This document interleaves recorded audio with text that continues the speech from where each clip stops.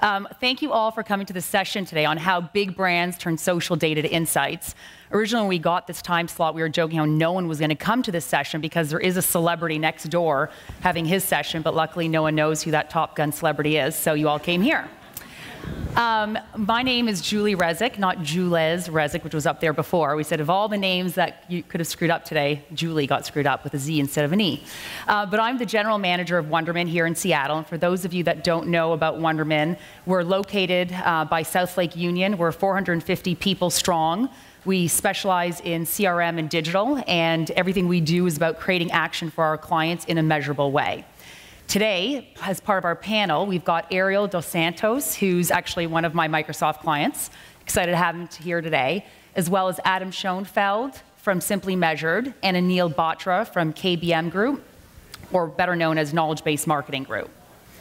So before we actually get started in the presentation, I'm actually going to have each of these guys speak for a few minutes about who they are, what they do, and their perspective on this specific topic. I wanted to spend a few minutes. Did someone ask a question? No? No, sorry. I wanted to spend a few minutes just setting up the stage. These are US stats of our social habit. So as you can see, you know, 52% of Americans have a social media profile on one or more networks. There are 46 million Americans that check their social media site several times a day. And interestingly, earlier, Adam and I were talking. He's like, is that stat right? I'm like, it is based on the source. And you know, he was surprised to see that stat, but the reality is every single one of us have our own perceptions and reality around what social media is today and how many people use it based on our own personal usage. So clearly, with all that social habit happening out there, every minute of the day, this is what's happening. And as you can see, it's pretty overwhelming, especially from a data perspective, which is why I'm sure a lot of you are here, because you're interested to see not only, from a social perspective, the big question for years has been around ROI. Well, hey, if we can't get ROI, then what can we do from a data perspective and an insights perspective to get better at our social media mix and everything that we do? And then here's just a quick slide as well on social impact on creating action. And there are some brands like Pinterest that have been successful in making it into a sales channel and being able to have attribution models proving it, which is fantastic. The middle graph showing social network and forum websites driving the most referral traffic. And then the last showing that social networking and forums and where they stand in respect to traffic referrals and retailer websites. So bottom line, we all use social, clearly, and we all know that with traditional social sources out there, coupled with social media sources out there, make it really difficult for marketers, businesses, companies, et cetera, to understand how to use it, how to mine it, what's relevant, what's not. And that's what today's discussion is going to be about. So I'm going to ask each of them to come up and give a quick preview of who they are and what they do. And I'll start with Ariel dos Santos. Cool. Thanks, Julie. My name is Ariel dos Santos. I've been at Microsoft for a little over 2 years, and I sit in the U.S. subsidiary as our U.S. social media lead. And one of the things that I oversee at Microsoft is called the Customer Insight Center, which is a picture of all those beautiful people, which some are in the audience today. But what we did is we really wanted to take a different approach to how we thought about community management, and we wanted to start bringing that role and that function together across a lot of our different social media channels. And what you see there is sort of our physical location of where we've actually brought community management representing a variety of Microsoft brands and products. And it's really allowed us to sort of start to generate a lot of insights by collecting all of that data together. So there's a lot of stuff happening in pockets. We're now starting to try to bring that together. And the next slide that you'll see is just a lot of times we overcomplicate social media. I think it's the word social is used in every single marketing plan, budget, everything that's happening has the word social in it. And for me, it's sometimes really helpful to think and to simplify it a little bit. And when we think about how our customers are reacting to our stuff on social media, there really are only three kind of reactions that you should really think about. They're either going to love what you're doing. I called it happy here. I didn't want to say the word love for some reason, but I'm going to say it. They're going to love it. they're going to be sad or hate something that you do it, or they're going to have a question about it. And so as we work with different brands and different businesses at Microsoft, we've really tried to help them think about what kind of reactions do they want to drive to their customers, and how does Microsoft want to react to when a customer is really happy about their product, or when a customer has a question about their product, or when the worst case scenario, when a customer doesn't like their product. So that's all sort of run through that Customer Insight Center that I talked about. And I look forward to talking to you guys today. Great. Adam, you're next. Hi. So I'm Adam Schoenfeld. I'm the CEO of a local company called Simply Measured. And we provide a software product that really helps solve that problem of how brands get from data to insights with all this social media data that's out there. So Julie asked me to kind of talk to my perspective on the market, and we come at this from talking to a lot of brands and agencies that are out there trying to measure social media success and performance and gain insight. So a few things that I'd highlight that we are seeing sort of looking forward this year. One is market context. I think it's a big trend right now, is trying to put real context around industry leaders and competitors to really benchmark your own performance and give deeper meaning to how you present your own metrics. Another big one that we hear time and time again is sort of getting beyond the buzzwords.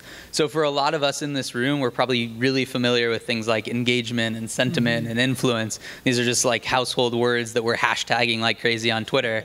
But for most people in your company, they need a little more explanation to sort of understand what this stuff means for the business and how it impacts the bottom line. And then kind of along those lines, we see a lot of people talking about consistency. You have a big company like Microsoft that has a lot of different social profiles and a lot of programs that they're running. How do you sort of measure that in a consistent way so that you can really tell a clear story within your company? And finally, convergence. So, we're working on web analytics integration right now, and this is sort of the #1 thing that we hear as people start to look to the future of how they measure. How do I tie social data in with the other stuff I'm doing in marketing and support and sales? Yeah, hi. I'm Anil Batra. I'm a Senior Director of Analytics at KBM, which is part of Wunderman. I have dealt with data, and so I'm coming from the data, pretty much data angle, not just social media data. I've dealt with data and helped companies use data to drive their business forward. And really what Adam was talking about, bringing all those different data pieces together, so that's what my team and I do, really finding the value in the data which is collected from different sources. Social media, to me, is one piece of the puzzle.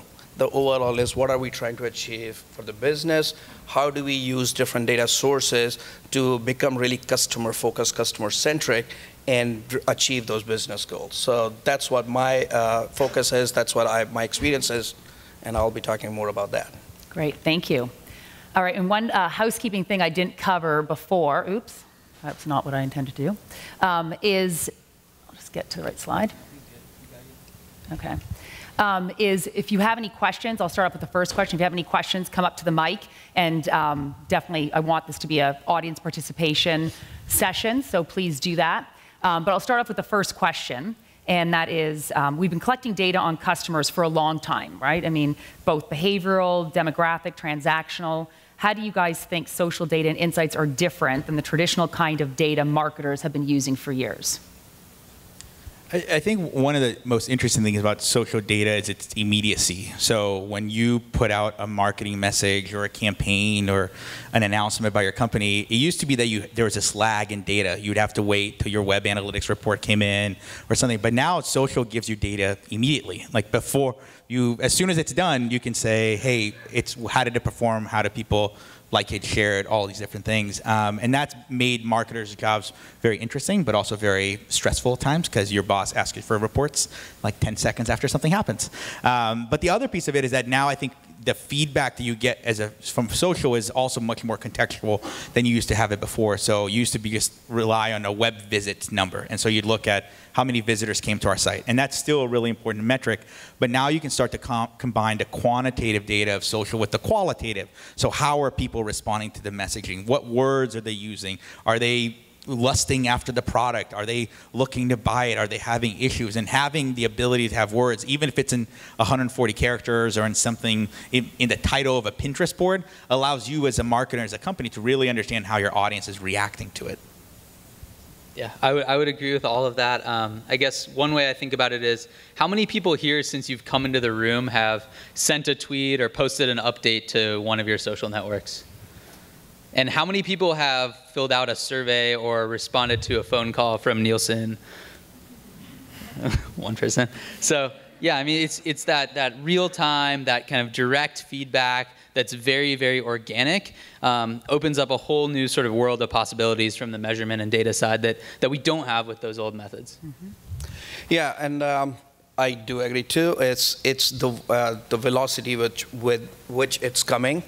And so that makes the job really interesting, because what happens is, in traditional way, you had this transactional data. You only interacted with customer at a point of a transaction. You knew this person is such, if you have demographic information, what this person demographic details are, and then you saw them once in a while on an e-commerce store or even in an actual store. But with social media, it actually provides you much more information at your fingertips. Think about a B2B scenario, right? I'm a sales guy. I need to talk to this guy. I have never met this guy, but I have some information. Now I can go in Twitter, Facebook, whichever is publicly available, tie all that information. Now it gives me richer context. I can have a much more meaningful conversation. Rather than starting with my pitch, I could talk about Seahawks, for example, because that'll be a good conversation opener. Same goes with even B2C scenarios. The challenge even in B2C scenario, the data is coming, the challenge is finding insights and acting in real time. I mean, I see companies still struggling with using all the data they have about their email behavior, about their web behavior. So this is another set of big data problem that we're seeing. And, but it also provides you a lot more information that you can, if marketers really leverage that, they will be far ahead of others. Great. Thanks for your perspective. Next question. Some brands can't crack the code on how to interact with their customers in social. Do likes really matter? Do they move the needle? Who is doing it well, and who is using social data and insights well, in your opinion? If you have some examples, that would be great. Yeah, so we work with a lot of brands that I think are doing it well. Ariel's doing it really well at Microsoft. I was told I had to say that. No. He wanted drama on the stage. I'll second that. I want drama on the stage. Yeah. We need some good questions. I think one brand that we did a study on recently was Sharpie. Does anybody follow Sharpie on Facebook? Pretty cool stuff, right? So they've obviously done a lot of research on their customer, and they really understand that a marker isn't just for putting the expiration date on the Tupperware that you throw in the fridge, that you can actually be really creative with this stuff. So they highlight people that are doing really cool. Pun intended. Yep. Highlight. Exactly, yeah. And they've got, I think, about 4 million Facebook fans. They have several hundred thousand Twitter followers, and they're just killing it on Instagram. They get just tons of likes and comments on all their photos. So I think, I don't know what they did to arrive at that strategy, but I assume it was very data-driven and understanding, look, our brand advocates are actually really creative people, and we can take their work and highlight it and create content around that, and then, sort of in real time react to which content's performing and sort of keep iterating on that model. So actually, that might be a question for you, but I think it's, to answer your question, do likes matter? They might not. It really depends on the business objective, right? What are we trying to achieve? In Sharpie's case, I don't know what they were trying to achieve. I have a personal example of Duracell. Duracell said, like us on Facebook, and you could get years worth of batteries, right? Or lifelong batteries, or whatever that was. I said, okay, I'll like them, maybe I'll win something. After the contest was over, I don't go to their page, or I never went to their page. So I don't know if likes did, they can show that like to their executive team and say, we got 10 million likes, but I don't think that really mattered. What they wanted to do was either create a brand awareness, brand enhance the brand, or sell more batteries. So really it boils down to what is the business objective, and if the business objective is to create that community where you can foster and create, lifelong fans, yes, then it matters. Otherwise, you have to start thinking from why are we doing this? And how are we going to measure the success? So that's what it comes down to. One follow-up on that. So, I think a lot of us in the space would say you need to do a lot more than likes. But I'm curious, does anybody in their company think they could report, send out your monthly report without including your number of likes or followers? Well, yeah, I think that's the problem. Right. Because everybody says, okay, everybody can see how many likes you got, and that becomes like a beauty contest or whatever, the race to who's at the top. But if we look at, example from Duracell, right? They could have reported all the likes. I don't think they got anything out of the customers. So, yeah, I mean, I think if you are reporting likes, you need to start questioning, why are you reporting likes? What does it do? Is it moving the needle? Is it helping you achieve your business objectives? I think to that point, one of the things that's been a struggle for me is because we'll get questions, how many likes, and sometimes we feel like we can't push back and we can't say, hey, likes matter is in this context, but there's also this other stuff that matters. And a lot of times when things are not in the tens of thousands or the millions, our supervisors and our manager gets really scared. Well, hold on, social is about millions and everybody in the world, but you only said that we had 50 likes on this post.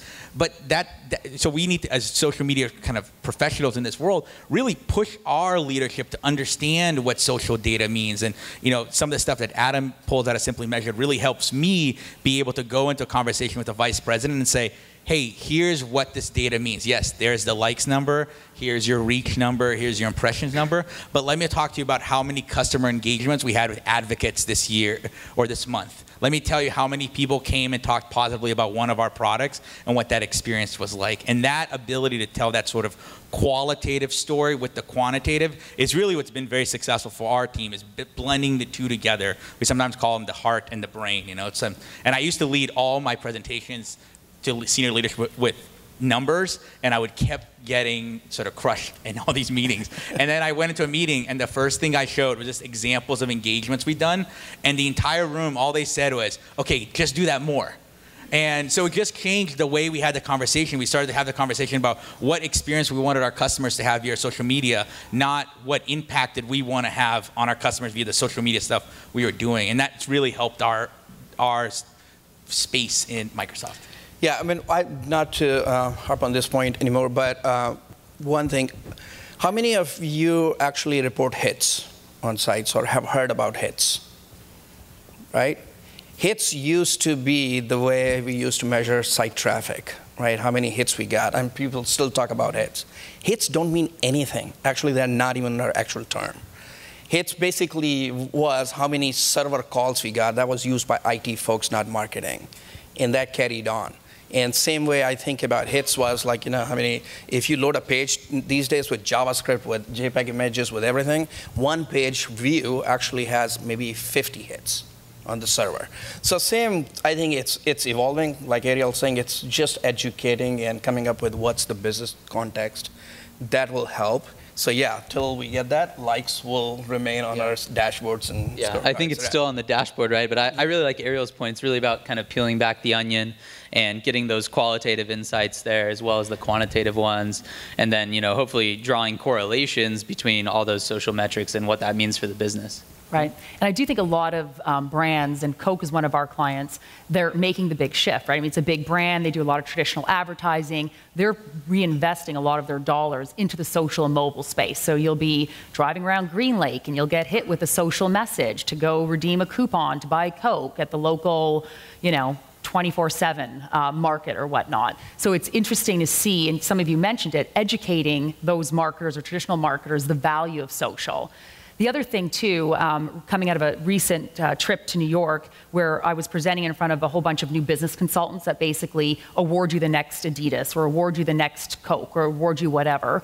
And they deal with a lot of agencies. And another really big thing that they said, and a lot of them were even traditional new business consultants, right, that just work with advertising agencies, let alone digital or social or mobile agencies. And a big thing that they said was big data. Data is back. CRM is back. And obviously social being a component of that. And that is something that I think is interesting, because it's like, how do you make sure that you're responding to the relevant data? And I use this example of, my sister has a son who's in 7th grade, and they're learning about world history and world wars, right? So this past month, it was the Civil War. So she was over at my house, and I was like, I'm going to buy her son a book off my Amazon account, right? So buy a book off my Amazon account, Civil War book, And then I get cross-sell, upsold, cross-sold, social messages, the whole thing on Civil War and all these books that aren't relevant to me technically because I've got a 5-year-old and a 3-year-old at home, right? So I think that's another area where a lot of marketers struggle with what is relevant because there is so much data. How do you know that what I'm doing actually is meaningful and that I'm not just being like, it's just social. I'm just gonna do it because I don't really care, but it's not really who I am. What are your thoughts on that?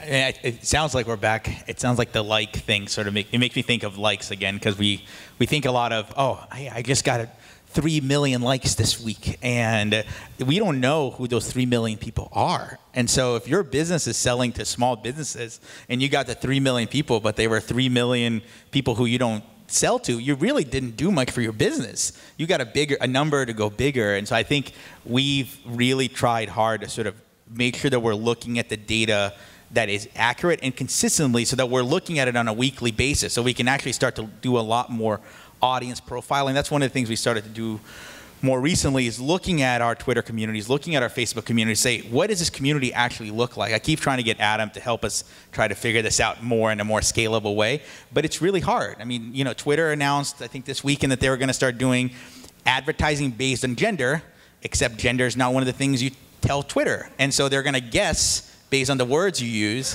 whether you are a male or female, and then sell that to companies to do advertising on it. It's just sort of an interesting model to see they're starting to use data to sort of sell you back stuff without even knowing really what they're actually selling you. So I think there's a lot of social data that gets kind of lots of smoke and mirrors, and you as a marketer, you as a company, really have to kind of start to, as Adam said, peel back the onion and say, what does this mean for my business? Because what means for my business may be different than what it means for Coke, or what it might mean for Sharpie, or different things. So the big data question is a great one, right? Because I mean, there are a lot of dimensions to it. There's sort of the, how do you keep up with the stream of so much data that's coming in every day?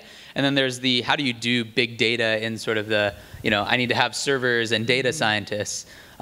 Maybe I kind of speak to the latter for a second, which is, I might have a slightly contrarian view here, but I think that companies have to do little data before they try to do big data, which is like, what are the 3 or 4 metrics that really matter, and just hone in on those and track those religiously and understand what drives them and what they mean and why they move, and report on that before you start really doing big data. Yeah, and I completely agree. This goes back to the point I was saying, is the velocity that data is coming and the sheer volume. Companies are still struggling with whatever transactional data they have. I go from like web analytics data.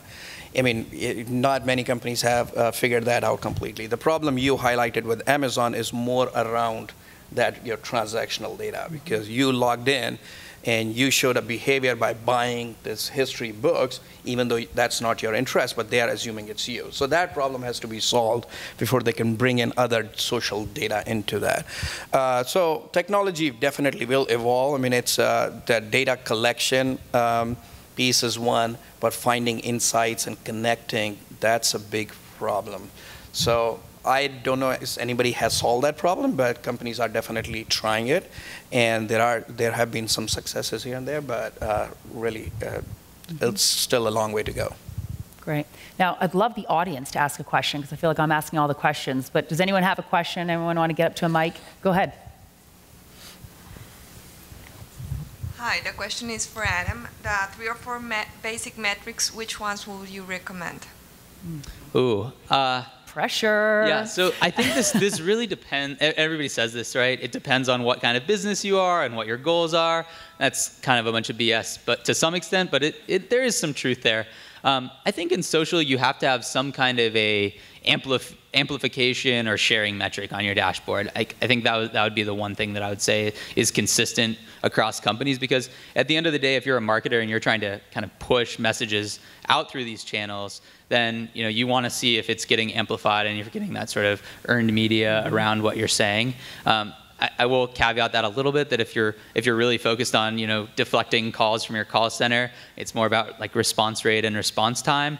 But I think most people that are using social today are more marketing oriented than service oriented, and I think that some kind of amplification or sharing metric has to be on the dashboard. In terms of the others, I think there's a lot of variability in which route you go. Actually, I'll sort of disagree with what you said about business objectives. Drama. Yes, drama. So business objectives definitely have to come into play. You can have sharing, but if I am trying to drive some sales or awareness, you shared, nobody took an action, what's the value? Nothing. So yes, those things do play a role, but I think you still have to think about your business objective. Even if it's a small campaign that you're running, what is the objective of a campaign? You have to start thinking, if the objective is to drive more of XYZ, whatever that XYZ is, and sharing plays a role, definitely sharing metrics will go there. But you have to kind of think about business objective. This is how I start stuff. If you don't know where you're going, you'll end up somewhere, and that might not be the right place. And I think the only piece that I'd add to that is we've tried to separate sort of evergreen metrics, so things that we think about the channel every week, no matter what campaigns are running or what we're trying to do, in campaign metrics. And so sharing and those activities may be really helpful for your evergreen metrics, something you can look at every day, every week, saying, here are the 4 things I'm going to look at all the time. And then if you're doing a campaign around a holiday, you may say, for this campaign, our goal is to drive visits to this specific web page that we have on our site that's selling our holiday gear. And then you may add that to your campaign dashboard. But separating the two makes it easier for you to sort of identify the impact of your campaign, but also make sure that you're treating that evergreen channel not as a marketing channel only. And so, I heard a really good example from the Glassy Baby folks in the last class, this school, where they talked about how they had a post on their Facebook page about the fall colors and Glassy Baby and how they drove $5,000 worth of sales with that post. That may not be something you put in your every week dashboard because you may not have a campaign every week. But when they did that campaign, they included the $5,000 revenue number that they drove out of that. So I would think about the 4 things you always want to say and then being able to sort of sprinkle new data as you run different campaigns. Great. We have another question. Thanks. So talking about likes, a lot of us in the social media realm have heard the whole likes don't matter, likes don't matter, likes don't matter. However, my question is, we've heard a lot, or at least there's been buzz recently about Facebook changing their edge rank, meaning that the way that you can actually appear as a brand in someone's newsfeed, so the homepage of Facebook, is if you have enough likes in order to get that momentum going with your fans and followers, or if you pay. Do you see this kind of changing the game in terms of how important likes are, or is this still likes don't matter, likes don't matter? Right, great question. Well, we actually were just talking about this in the speaker room, and Ariel's got a story about Brazil on this matter. Oh, I think to answer your question, I think paying Facebook is going to matter more than likes as a model. Please don't quote me on that, but it's being taped. Don't worry. You're starting to just see them sort of take a little bit of control of their data, which I think is really good for marketers to be able to say, I want to control who gets to see this message a little bit more. But it is sort of adding some complexity to how you think about it. And the fact that Facebook can change their algorithm on a nearly hourly basis and impact everybody's PTAT or number of likes or reach makes our jobs as marketers really, really challenging. What Julia was referring to is, as you look at globally, if you have a global brand, the way different countries use Facebook is completely different. So, I was joking that in Brazil, everybody's goal is to get to 5,000 friends as an individual, because then you can become a business page, or you become a fan page, or you get a second. You have Ariel dos Santos 2. And so I have Facebook requests all the time from people that know, like my grandma. And I don't even know who they are, but they just they're next door to my grandmother. And so if you think about that from a marketing perspective, okay, hey, look, my community from Brazil is really, really high, but they may not be as engaged of a community. So we as marketers really have to start to understand how Facebook data around the world starts to change what your likes matter. And they will always matter. I think it's sort of very, very harsh for people to say that they don't matter. Of course they do. If you get dislikes or unlikes, you're not going to be happy.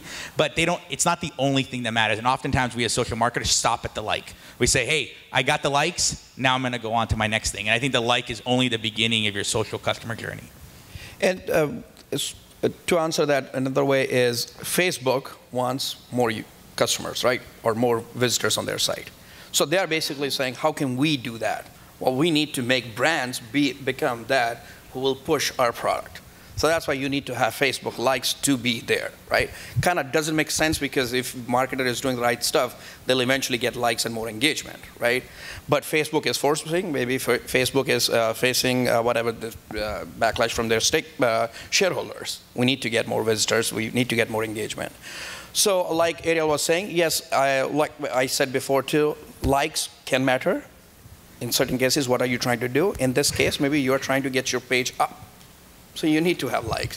And unless you have that customer base, that like base, you're not going to get that engagement. So you need to start thinking beyond likes, not just stop at likes.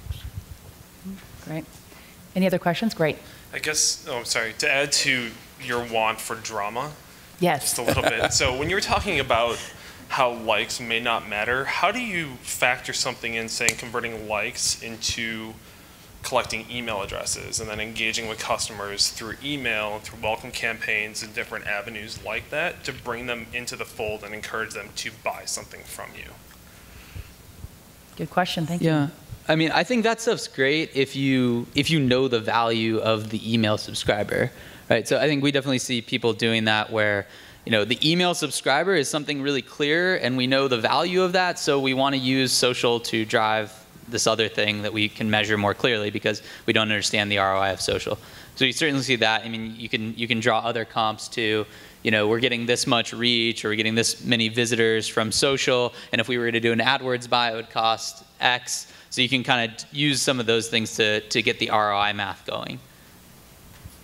I mean, I always like to call likes or a follow sort of as the beginning of that social customer journey. So it really does matter if you, because there's a number of apps and things that you can run on top of your Facebook community to start to engage with them in a deeper way, or to get their email address, or to have them advocate for your product the same way you can do so on Twitter. But I think what sort of the sensitivity here for us here is that we've often been hearing, oh, it's only about the likes and nothing else. And I think this room knows that that's just the beginning. That starts a process. And I think where a lot of brands actually screw up is not the right word. A lot of brands don't invest in is what happens after you get the like. Like, how do you take care of that person that's gone through that exercise to say, yep, I want to like opt in to what you have to say, brand X. And a lot of times we just sort of forget about that, and we try to do posts to get more likes rather than sort of engaging the people that are actually liking our page and do that. So it's a challenge, because depending where you are within an organization, that dictates how your behavior is on social. Yeah, I think email as a channel has a different value prop than a social media. Email is, I would consider, really intrusive. You're putting in my mailbox. It's like DM on a Twitter. I hate when people DM with spam things on Twitter. They can tweet about it and I can ignore it. But direct message means now it's in my inbox and you violated my personal space. So the email and the social media channels, you have to really think about how you're going to use them. And so if you are going to just put a bunch of messages, social media is the better way. If you are going to have very personalized message, then maybe email becomes better. I'm not saying you can't do personalization on social media, but that's where really the distinction between those two channels. Great. Go ahead. Hi. I'm interested what the panel has to say about issue of data fragmentation and just bringing discipline to your organization around this wealth of metrics we have, and you know, you've got the native tools from Facebook and Twitter, and tools built specifically for other ones like Pinfluencer, and then you've got, you know, firms which are offering up analysis, and so I guess I wonder, is that the solution, to outsource the whole thing, or do you, at what point do you say, hey, we can't handle, or you know, have everybody off picking and choosing their own numbers and bring some discipline to how it's done? Have you solved that problem at all? I don't know how many times I've called Adam and been like, what's reach level 1 again and level 2? And it is a big challenge to try to get the consistency. I mean, when I started my role at Microsoft, I saw 15 different social media reports that had 15 different data sets and 15 different metrics. And people were asking me why they weren't consistent. And I said, I don't even know where it's, I mean, we could all go on the web now and figure out how well is this talk trending. and tell me at the end, hey, you did really well. Your cloud score jumped up. Actually, your cloud score went down. And I don't know what's actually true or not. And so what we've tried to do is we've tried to lower the number of metrics and just say there's one central resource. So that picture of that CIC is one of the biggest things that values that we've gotten out of it is that all the data comes out of one group and one common set of metrics. That has helped us sort of influence other businesses at Microsoft to say, hey, we may not have the most accurate data and our sentiment number may be slightly off than this tool, but at least it'll be the same week after week. And if it changes, it'll change for all the businesses that are under the CIC, not just for one business here or there. So that consistency has helped us a lot, even though I mean, every number, everyone just picks apart and says, why is this number this? Are you sure it's this? I saw Bitly gave me this clicks number and you're giving me this clicks number. And it's hard, but we try to stay consistent. I hope that helps. Is that helpful? I don't know. Yeah, you ideally don't want to be debating about the definition of the metric, right? You want to be talking about what the insights are and how to act on them. And I think that consistency problem is huge.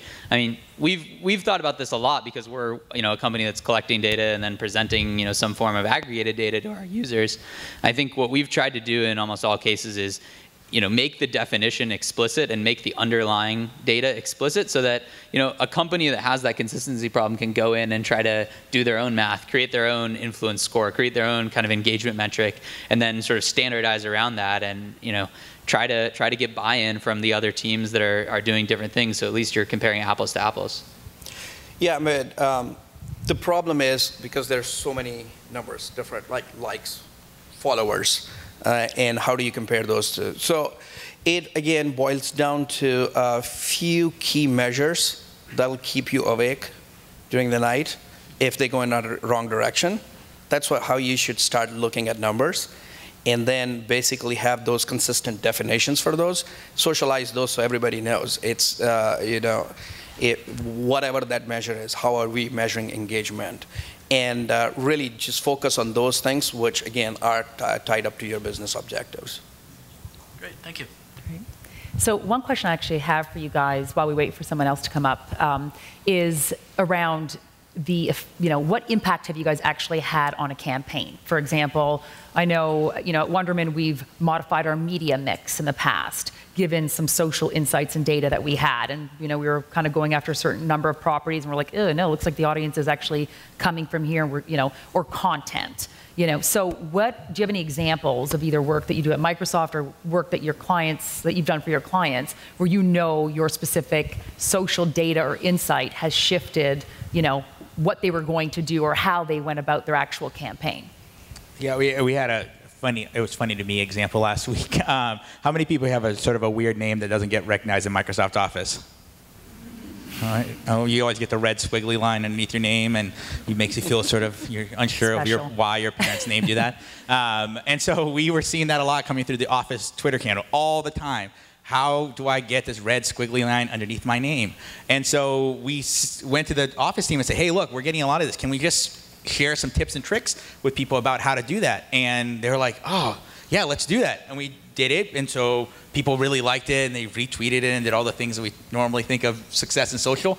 But the impetus for making that post came directly from our audience, right? We sit at Microsoft and I don't think about my red squiggly line in the name, but our users are using our product are thinking about it. So that's a really sort of very concrete example of how social is changing how we generate content. But now it also, as we think about new product launches, we can go back and start to mine our data. I mean, we did some work with Adam where we looked at about 45 of our different Twitter accounts and actually mined all of the text in our most popular posts, the posts that got the most interactions, as we call them, retweets and replies, to identify where were the words that were most common in it. And so we started to see that, if we included the word new in our posts, it drove up the likelihood that it would click by 27%. Or if we included how, it drove up engagement by a different number. So being able to start to mine that data and take a lot of it has been really useful for helping our campaigns and our agency partners develop content that will resonate with our audience the best. Great, good example. Yeah, that was the example I was going to use. No, I think we have a see a lot of people doing, more tactical tuning, and I think we've seen, social influence, what keywords you're targeting from an SEO perspective, what type of media you're buying. I think that's when it gets really interesting, is how you can apply this data out to other channels. Yep. Yeah, I mean, I have an example of a company. This was a game producer, a video game producer, and they were actually reaching the wrong channels, trying to reach the audience through wrong channels. And when people think about social media, they think about Twitter, Facebook, Pinterest, and Google+. But actually, their audience were on forums. That's where their customers were. And that's where they were making decisions. They were on Facebook, they got likes and they had followers. But really, when they were making decisions on what game to go buy, they were actually going to game-specific forums. And that's what the data was showing us, where the traffic is coming from, where they're getting engagement. So that helped them change their whole strategy. We need to actually focus more on the forums rather than on Twitter and Facebook. Great. We have a question from the audience. Hello. So my question's about kind of a new, not really new, but it's been in the news lately a lot, is marketing automation. Salesforce came out with their new marketing cloud. Microsoft just out of the blue bought some company for marketing automation. So I was wondering, you had mentioned social CRM and how, the social media data can tie into that to give you better visibility and ROI. I just wanted to get general thoughts on what impact or how marketing automation and social will go together. Or do, or I'm gonna speak from a marketer, not from not as a commentary on our acquisitions. I think marketing automation has actually caused a lot of problems in social. You'd be surprised at the number of people that have come to me and said, "Hey, how do I create an auto reply button to every time somebody follows me on Twitter?" Or how do I auto do this, or how do I auto do that? And we've really tried to say that social is about people, right? Social is about having people behind your brand doing things for your brand or your product. And we were back in this model of trying to think that social is about scale, and you got to get to doing it at 10 million is the only number you need to look at. And the reality is, if you ignore the people element of it, and like when I showed you the picture of our community managers, is we've really invested in hiring really good quality community managers that can actually do a lot of this stuff.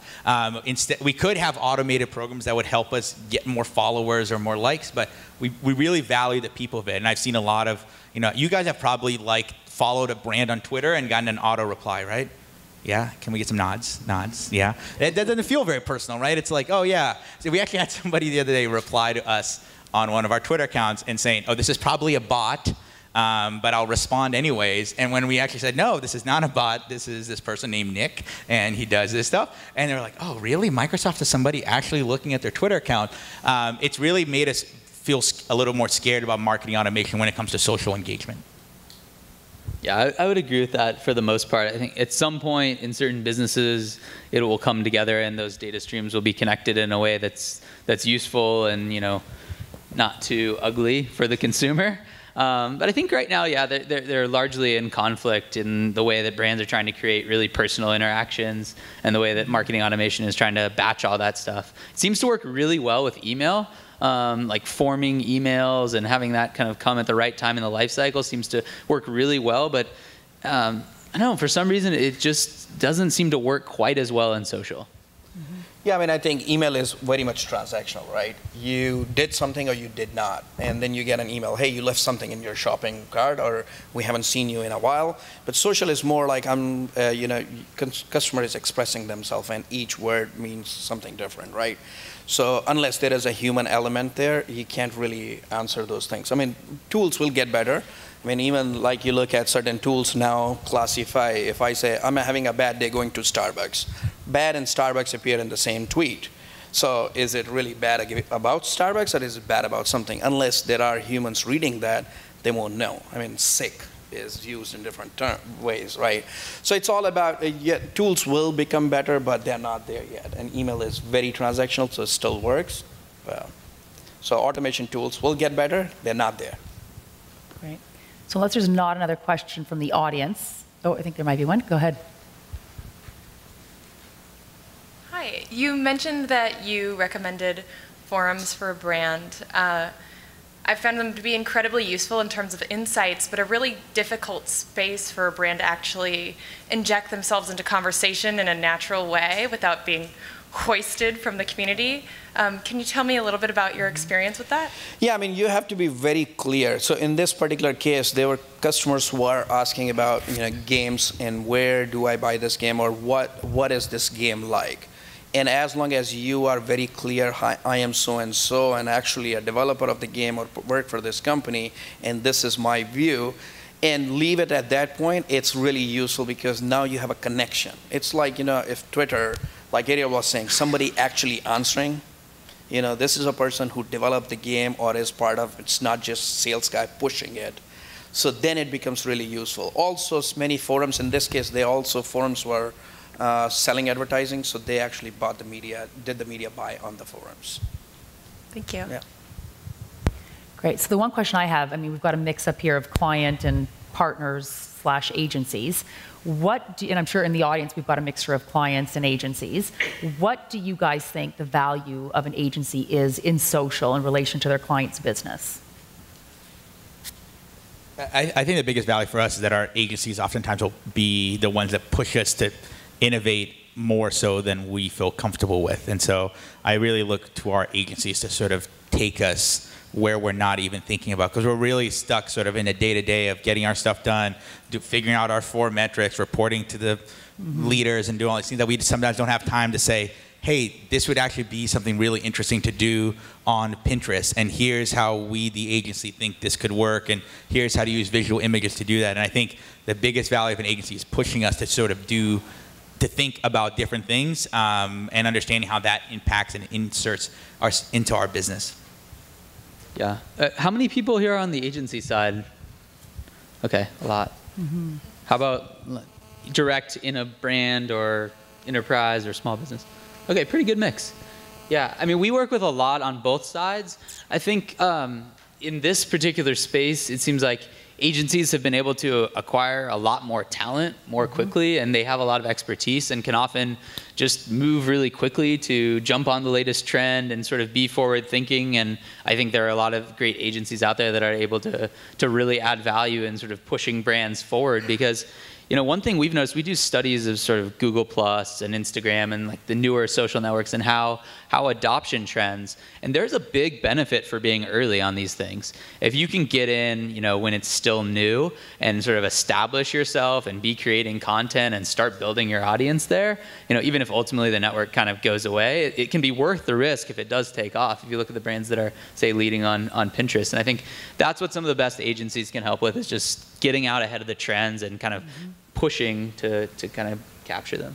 Yeah, I agree. I mean, other thing, I've worked for agencies for a long time.